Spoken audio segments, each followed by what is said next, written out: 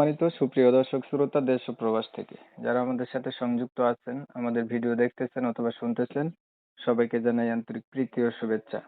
বন্ধুরা, আমি কথা বলছিলাম একটি আপুর সাথে, প্রতিবেদন করবে, অডিও কলে সংযুক্ত হয়েছে আমার সাথে। উনি কেন আসলো প্রতিবেদনে বিস্তারিত ভিডিওতে থাকবে, আপনারা অবশ্যই ভিডিওটা কন্টিনিউ করবেন। আসসালামু আলাইকুম। ওয়ালাইকুম সালাম। আসসালামু আলাইকুম। ওয়ালাইকুম আসসালাম, ভালো আছেন? জি ভাইয়া, ভালো আছি। আপনি ভালো আছেন? এই তো আলহামদুলিল্লাহ ভালো আছি। আপু, আপনি প্রতিবেদনে কেন আসছেন বলেন একটু শুনে। ভাইয়া, আমি একটা অসহায় মেয়ে। আমি বাসা বাড়িতে কাজ করে খাই। আমার এক বিয়ে হয়েছে, আমার একটা সন্তান আছে, ছেলে সন্তান। ঠিক আছে ভাইয়া, আমার ডিভোর্সও হয়েছে।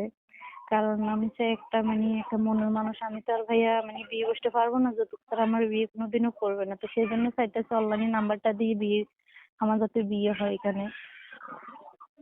আচ্ছা, আপনার হচ্ছে বিয়ে হয়েছিল, একটা বাচ্চা আছে, স্বামীর সাথে ডিভোর্স হয়ে গেছে, আপনি বর্তমানে জি, থাকেন কার কাছে? বর্তমানে আম্মুর সাথে আছি। আমরা বোন দুইজন, আর আম্মু একজন, আমার ছেলে একজন, 4 জনই আছি।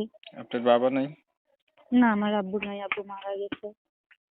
আচ্ছা, আপনি কি আগে কখনো প্রতিবেদন করছিলেন? না ভাই, এই প্রথম আইছি মানুষের দেখা দেখে আর কি।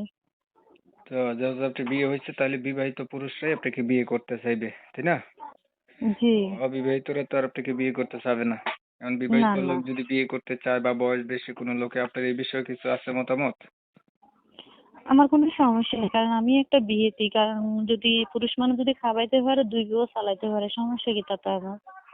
আচ্ছা, আপনি কি করেন? আমি ভাই বাসা বাড়িতে কাজ করে খাই। তো আপনার বিষয়টা আমি একটু ক্লিয়ার করতেছি। দর্শক শ্রোতা শুনছিলেন, এই আমার সাথে কথা বলছিল সুইট মিষ্টি কণ্ঠের অধিকারী আপুটি হচ্ছে বিবাহিত, ওনার একটা বাচ্চাও আছে। ওনার হচ্ছে হাজবেন্ডের সাথে ডিভোর্স হয়ে গেছে, মায়ের কাছে আছে, ওনার বাবা নাই, বাচ্চাটাকে নিয়ে থাকে, বাসা বাড়িতে কাজ করে খায়।